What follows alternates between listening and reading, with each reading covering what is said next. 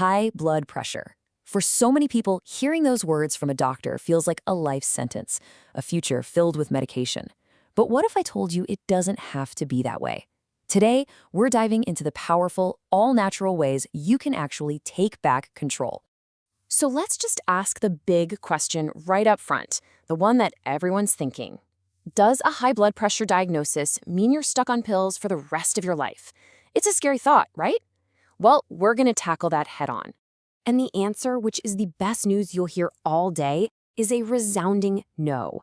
It is absolutely possible to not just control, but even reverse high blood pressure, all without medication, just by making some really smart changes to your lifestyle. Okay, so here's our game plan for today. We're going to start by totally busting that life sentence myth. Then we'll walk through 5 powerful natural steps. Getting your weight under control, reining in the salt, saying a final goodbye to smoking, finding freedom from stress, and finally getting a little help from Mother Nature herself. You know, it's so common to hear high blood pressure and just assume that's it. You're stuck managing it with pills forever. But the reality is, you have way more power here than you think. Let's dig into how you can use that power. So our very first step is all about weight control.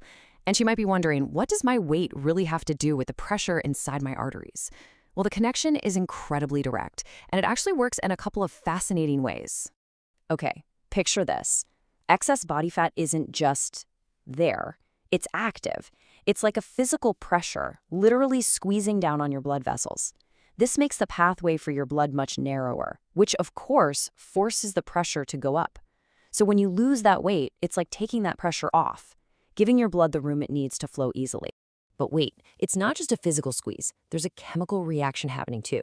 You see, extra weight often leads to something called insulin resistance. Your body's cells basically start to ignore insulin's signal to take in sugar. So what does your body do? It panics and pumps out even more insulin. And here's the crazy side effect. All that extra insulin tells your kidneys to hang on to salt and water. More water in your bloodstream means more volume, and more volume means, you guessed it, higher pressure.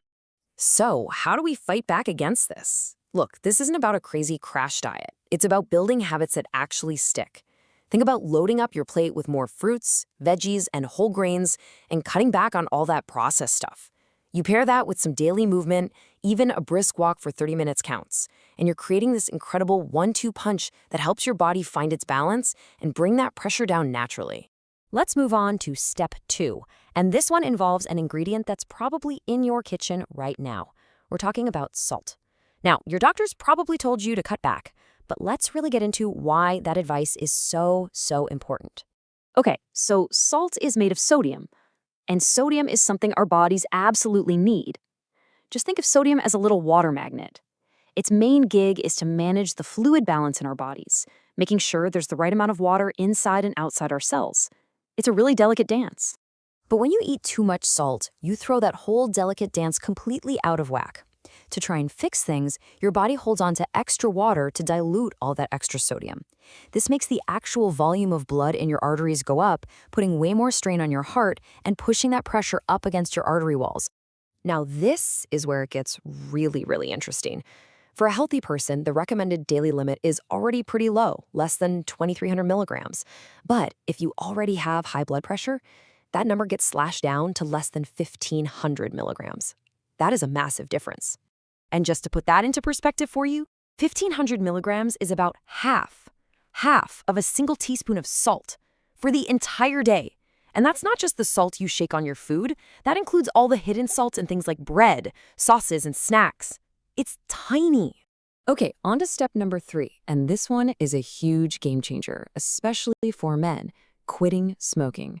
And the really incredible news here is that the benefits of quitting start almost immediately. Your body is just amazing at healing itself. So think about this. Every single time someone takes a puff of a cigarette, it sets off this lightning-fast chain reaction. The nicotine hits your system, which triggers a rush of adrenaline. That's your fight-or-flight hormone. Instantly, your heart starts beating faster and your blood vessels clamp down tight. And bam, your blood pressure spikes. Every single time. But here's the absolute best part. Yes, smoking damages your blood vessels over time, but so much of that damage is reversible. The second you quit, your body goes into repair mode. Your blood pressure starts to come down, your risk of heart disease begins to drop. It is truly never too late to make this powerful change. All right, let's talk about step 4. This one is about something you can't see, but you can definitely feel, and it has a massive physical impact on your blood pressure. I'm talking about stress. Your mind and your heart are completely connected. When you are chronically stressed out, your body is basically swimming in a soup of stress hormones like cortisol and adrenaline. Here's an analogy. Imagine clenching your fist as hard as you can, all day long. Your hand would ache, right? Well, that's exactly what chronic stress is doing to your blood vessels. It's keeping them in a constant state of tightness, which just drives your pressure up and up. But the great news is you can fight back. Things like meditation, getting some exercise, or even just losing yourself in a hobby you love, these aren't just nice things to do. They are powerful medicine. They actively lower those stress hormones, allowing your blood vessels to finally relax. Heck, even just getting a good night's sleep is a revolutionary act against stress.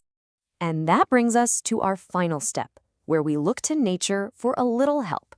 If you're looking to control your blood pressure naturally, there are some incredible tools growing right out of the earth that can give you a serious boost. Let's look at 3 absolute powerhouses. First up, garlic. It's a natural vasodilator, which is a fancy way of saying it helps your blood vessels relax and widen. Then there's Arjun's bark, which is famous in Ayurvedic medicine for literally strengthening the heart muscle itself. And finally, ashwagandha. This amazing herb helps your body manage stress, tackling those stress hormones we just talked about head on. As you can see, there are some really simple ways to start using them. And the list doesn't even stop there. You might have some of these in your spice rack right now. Things like tulsi, also known as holy basil, coriander, cardamom, and even cinnamon have all shown some really promising benefits for blood pressure. It's amazing what these gentle, natural allies can do. So let's pull this all together. You see, this isn't just a random list of things to do. It's a 5-step plan where everything works together.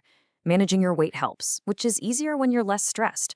Cutting salt and quitting smoking gives your system a break. And using herbs can support all of those other efforts. It's a complete system for taking back the controls. We've covered a ton of ground, but it really all comes down to this single question, because knowing this stuff is one thing, doing it is another. So looking at this plan, I want you to ask yourself, what is the one first step, the single thing you will commit to doing today to start taking back control of your health?